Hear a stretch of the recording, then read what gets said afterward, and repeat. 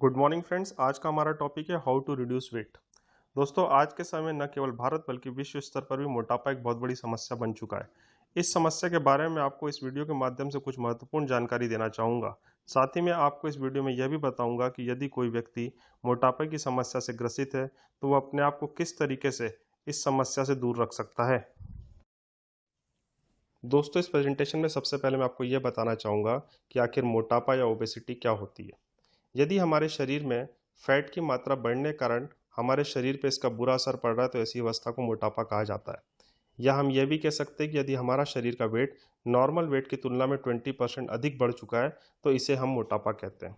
यदि medical terminology में हम इसको बताना चाहें तो हम बीएमआई मतलब बॉडी मास इंडेक्स के आधार पर भी इसको डिफाइन कर सकते हैं।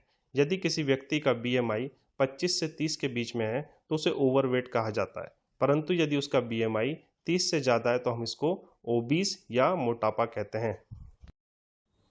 दोस्तों, आइए देखते हैं कि विश्व स्वास्थ्य संगठन की वर्ष 2016 की रिपोर्ट में ओबेसिटी या मोटापे के बारे में क्या कहा गया है। नंबर 1, वर्ष 1975 से लेकर अब तक मोटे लोगों की संख्या में 3 गुना की वृद्धि हो चुकी है।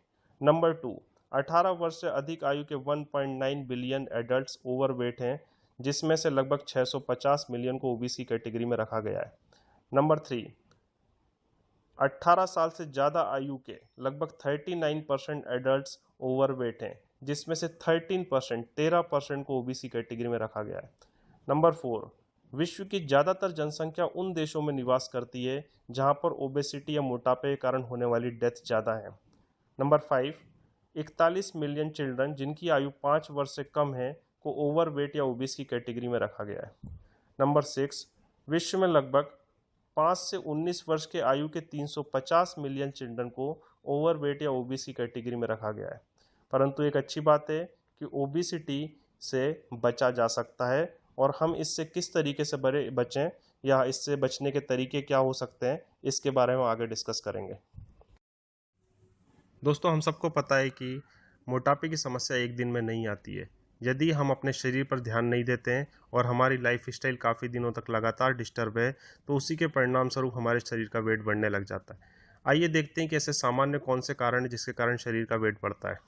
नंबर 1, ज़्यादा मात्रा में प्रोसेस्ड फूड या फास्ट फूड का खाना। नंबर 2, ज़्यादा मात्रा में अल्कोहल लेना या फिर सॉफ्ट ड्रिंक कोल्ड ड्रिंक्स को लेना जिसमें शुगर की मात्रा ज़्यादा हो।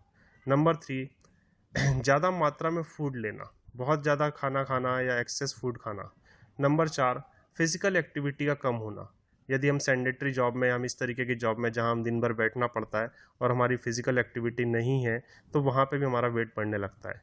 नंबर 5, जेनेटिकली, यदि हमारे मदर फादर या हमारे परिवार के लोग ज़्यादातर लोग मोटे हैं तो उम्मीद है कि आपका शरीर भी उसी तरीके का होगा। नंबर 6, मेडिकल रीज़न मतलब वो रीज़न जिनके कारण कि आपके शरीर का वेट बढ़ने लग जाता है, जैसे कि थायराइड की बीमारी होना या फिर कुशिंग सिंड्रोम, या फिर यदि कोई व्यक्ति ज़्यादा लंबे समय तक स्टेरॉइड्स लेता है तो उसके कारण भी उसके शरीर का वेट बढ़ने लग जाता है।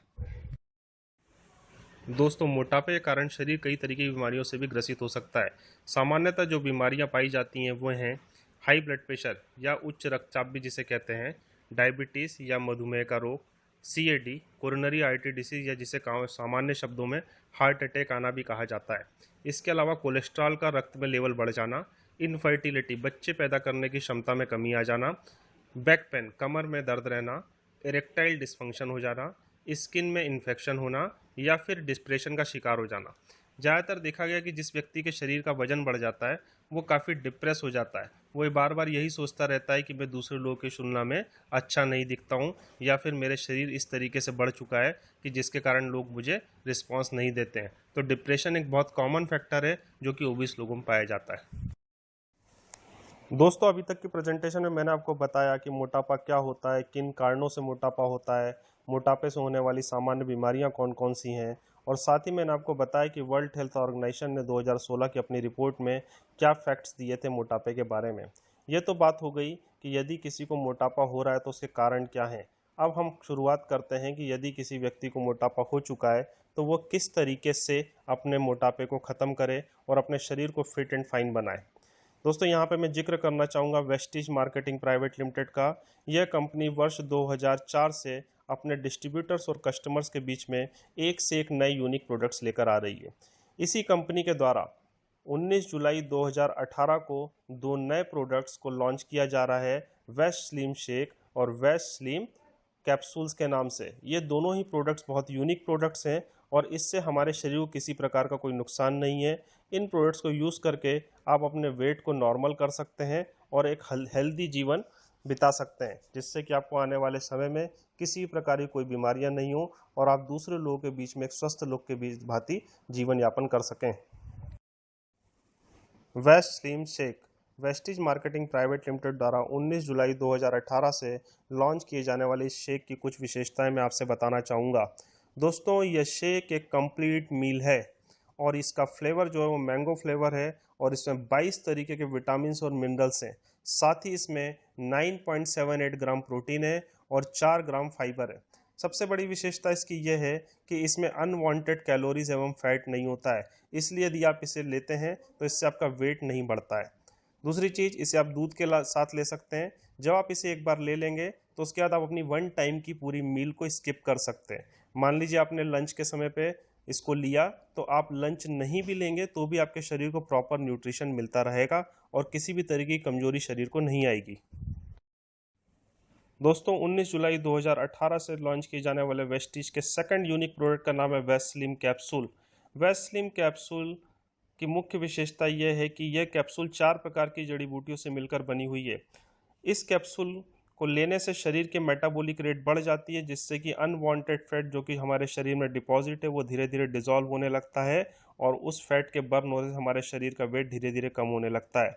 सेकंड, दूसरी विशेषता यह है कि इस कैप्सूल को लेने से हमें भूख कम लगती है, इसलिए अनवांटेड कैलोरीज और फैट का डिपोजिशन शरीर में रुक जाता है।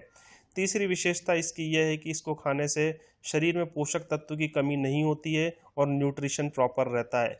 तो दोस्तों, इन दोनों ही प्रोडक्ट वेस्ट स्लिम कैप्सूल और वेस्ट स्लिम शेक को यदि आप नियमित रूप से उपयोग करते हैं तो आप अपने शरीर से अनवांटेड फैट और कैलोरीज को ख़त्म करके अपने शरीर को सुंदर सुडौल रूप दे सकते हैं।